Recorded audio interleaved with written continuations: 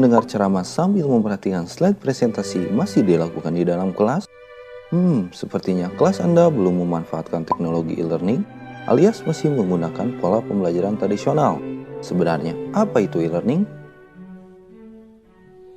E-learning adalah pembelajaran yang pelaksanaannya didukung oleh jasa elektronis seperti komputer, internet, telepon, dan lain sebagainya.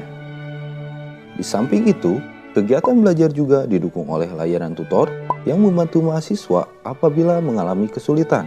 Mari kita lihat perbandingan antara pembelajaran tradisional dengan pembelajaran menggunakan e-learning. Pada pembelajaran tradisional terdapat beberapa ciri di antaranya. Pertama, pendidik berperan sebagai sumber utama dalam kegiatan belajar. Meskipun sudah memanfaatkan teknologi laptop dan proyektor, kedua alat itu hanya sebagai tambahan atau pembantu saja. Kedua, penyampaian informasi yang bersifat fakta dan kurang memberikan contoh permasalahan karena pelaksanaan kegiatan pembelajaran sangat terbatas oleh jam pertemuan yang sudah ditentukan. Ketiga, dalam prosesnya, kemampuan peserta didik dalam hal belajar dianggap sama rata. Padahal, dalam satu kelas terdapat lebih dari satu karakteristik peserta didik dengan beragam gaya belajar dan cara berpikir yang berbeda-beda. Dan keempat, kurang menerapkan prinsip pembelajaran seperti pengulangan atau apersepsi, yaitu memberi peluang bagi peserta didik yang karena kondisi maupun karakteristiknya belum dapat memahami materi pembelajaran. Sekarang, mari kita bandingkan dengan kegiatan pembelajaran yang memanfaatkan e-learning. Melalui e-learning, banyak keuntungan yang ditawarkan. Beberapa di antaranya yaitu: pertama, pendidik tidak menjadi sumber utama dalam belajar, tetapi peserta didik memiliki sumber belajar lain yang telah tersedia di dalam e-learning seperti elektronik modul, sekom, dan video. Kedua, peserta dapat mengeksplorasi secara mandiri informasi-informasi yang dibutuhkan dimanapun dan kapanpun. Dan ketiga, peserta didik dapat belajar sesuai dengan kecepatan dan gaya belajarnya. Jika terdapat kesulitan, mereka dapat berkonsultasi kepada tutor melalui forum diskusi online atau chatting. Jika kita simpulkan, kegiatan pembelajaran yang menggunakan e-learning dapat meningkatkan efektivitas dan efisiensi kegiatan pembelajaran. Mengapa efektif? Karena dengan bantuan e-learning, penerapan semua prinsip pembelajaran meliputi apersepsi, motivasi, aktivitas, korelasi, pengulangan, dan kerjasama menjadi lebih mudah.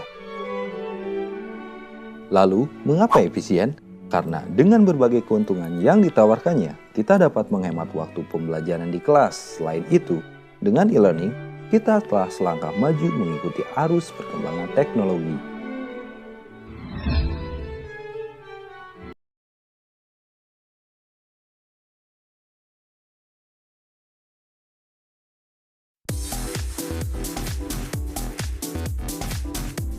Pemirsa, masih di dunia kita Ya. dan kami masih berada di Gallaudet University. Betul, nah dari tadi kan kita udah bicara mengenai kehidupan di kampus ini dan juga bagaimana teknologi membantu kegiatan belajar mengajar sehari-hari di sini. Betul. Ya, nah sekarang kita punya liputan tentang teknologi lagi. Teknologi apa, Nak? Teknologi yang bisa membantu semua orang di dunia ini untuk bisa kuliah di kampus-kampus ngetop di Amerika. Oh, seperti Kayak Stanford, Stanford. bisa ada MIT, Berkeley, Wah, UC Berkeley. Harvard juga mungkin kali ya? Mungkin ada Princeton yang jelas. Wow. Nah, tapi memang ini kursusnya dilakukan secara online. Online. Iya. Bayar? Enggak, gratis. Wah, tuh. gratis. Yang pengen punya cita-cita kuliah di kampus-kampus terkemuka di Amerika mungkin bisa Betul. mencoba. Iya, memang ini tidak menghasilkan ijazah ya pemirsa Oke. ya, tapi yang penting katanya ada sebagian yang bisa untuk kredit. Jadi maksudnya bisa nambah SKS gitu.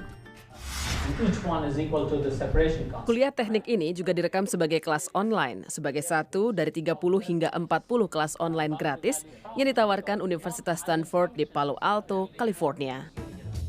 Tercatat jumlah mahasiswanya mencapai lebih dari 1,5 juta orang. Kurikulum, PR, dan ujiannya sama dengan kelas biasa, Tapi kelas online tidak mendapat kredit untuk gelar kesarjanaan. Program online ini ditawarkan sebagai bentuk pelayanan masyarakat oleh universitas. We're teachers. This is what we love to do. If we can see people around the world learning from us, that's very rewarding. That's what gets us up in the morning. Kelas online gratis juga bermanfaat menarik calon mahasiswa untuk mendaftar kuliah reguler atau mengambil kelas online lainnya yang tidak gratis. Walau budaya kelas online berkembang pesat pada sejumlah universitas terkemuka, interaksi antar mahasiswa yang terjadi di kampus tetap menjadi daya tarik utama calon mahasiswa. Sayangnya, menurut pendiri universitas online gratis Udacity, biaya pendidikan bermutu semakin mahal bagi banyak orang. It's a good system for a lot of people, but there's another set of people who are equally smart, equally determined, equally hardworking, but who don't quite fit into that mold, and it's an unfair system for them. If we factor a 2M from the first two terms, Walaupun Udacity bukanlah organisasi nirlaba, mayoritas kelasnya gratis dan dikembangkan khusus untuk siswa online. Umumnya terdiri atas video tutorial, diikuti latihan yang dirancang untuk partisipasi maksimal dan memperkuat pengajaran.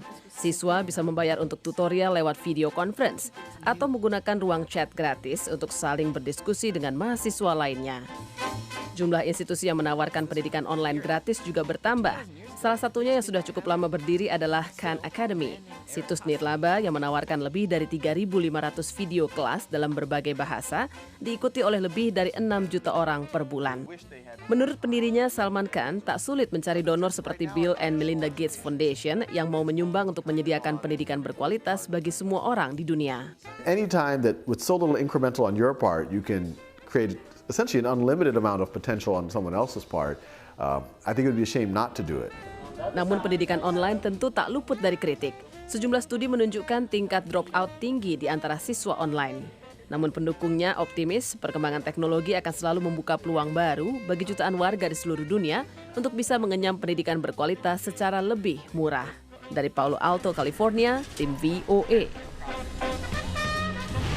Ya pemirsa, masih dari kampus Gallaudet University di Washington DC. Dari tadi kita udah ngomongin hubungan antara teknologi dengan pendidikan. Ya, sekarang kita punya liputan tentang teknologi juga, No. Teknologi apa? Teknologi yang mungkin bisa juga membantu pendidikan, dan ini teknologinya mulai marak digunakan di film-film. 3 dimensi. Oh, 3D. 3 dimensi yang bisa membuat orang-orangan. No. Orang-orangan bisa, tumbuh-tumbuhan bisa. Oh, bisa Ya, semuanya. bisa. Iya, tapi pakai mesin tertentu. Pakai mesin tertentu. Nah, gimana Jadi, caranya? kalau misalnya sekarang nih saya sama Retno sebelahan dong. Kalau misalnya Retno di mana gitu, Finlandia atau di Jepang gitu, kamu bisa seolah-olah siaran sebelah saya. Jangan-jangan sekarang saya ini virtual, nah. Kayaknya gitu ya. Kayaknya Coba gitu. enggak Oh, sih. enggak. Masih asli. Nah, mesinnya seperti apa? Kita lihat liputannya pemirsa. Film Superman Returns menampilkan teknologi yang semakin marak digunakan industri Hollywood, yaitu virtual actor. Langkah pertama yang dilakukan adalah menempatkan sang aktor di mesin bernama Light Stage. Komputer merekam seluruh permukaan wajah dan pantulan cahaya yang dihasilkan. We can light them with very specially computer-controlled illumination and take photos of them from 7 different viewpoints with high-resolution digital still cameras. Paul adalah anggota sebuah tim antardisipliner yang menciptakan image baik orang, objek maupun latar belakang semirip mungkin dengan aslinya menggunakan komputer. Light Stage memungkinkan apapun diubah menjadi versi digital sehingga terciptalah versi animasinya. Contohnya Alien di film Avatar. Ekran is not horse. Namun penggunaan teknologi 3D tentu tidak sebatas untuk film. Wrap up these cords. Kini 3D kerap digunakan untuk telekonferensi. Teknologi ini memungkinkan interaksi antara peserta dengan lokasi yang berbeda dengan image semirip aslinya. Peserta pun tidak perlu pakai kacamata 3D. The person who's being transmitted to a remote location can actually look around at the people in the room, and everybody in that room knows who they're looking at. And that's such a fundamental part of human communication. Ia yakin dunia bisnis akan mulai mengadopsi teknologi telekonferensi 3 dimensi dalam 5 tahun ke depan. Namun publik sudah bisa melihat turunan teknologi ini pada proyek Show Foundation di University of Southern California yang merekam testimoni mereka yang selamat dari Holocaust, pembantaian warga Yahudi oleh Nazi Jerman. Image ini diproyeksikan pada layar khusus yang dipasang baik di kelas maupun museum dan diprogram untuk memainkan jawaban tertentu sesuai pertanyaan yang dilontarkan siswa atau pengunjung museum. It's also a medium with which young people today are particularly comfortable, and the amount of information that comes through seeing a person's face and hearing their voice at the same time is multiplied. Dan dalam 10 tahun kita pun mungkin bisa menikmati video games 3D tanpa kacamata khusus. Dari Los Angeles, California, tim VOA. Nah, seru kan? Betul, Jadi, seru banget. Ini saya asli. asli, saya juga asli. Asli nggak bohongan. Nggak bohongan. Dan pemirsa nanti kami masih punya liputan asli dan nggak bohongan. Betul, tentang perusahaan search engine yang terbesar Di dunia. Iya, Anda udah pasti tahu. Betul. Dan kita juga akan menjawab pertanyaan pemirsa dunia kita ya yang sudah sampai ke redaksi. Tapi tentu setelah yang satu ini, Ya. jangan kemana-mana, tetap di dunia kita.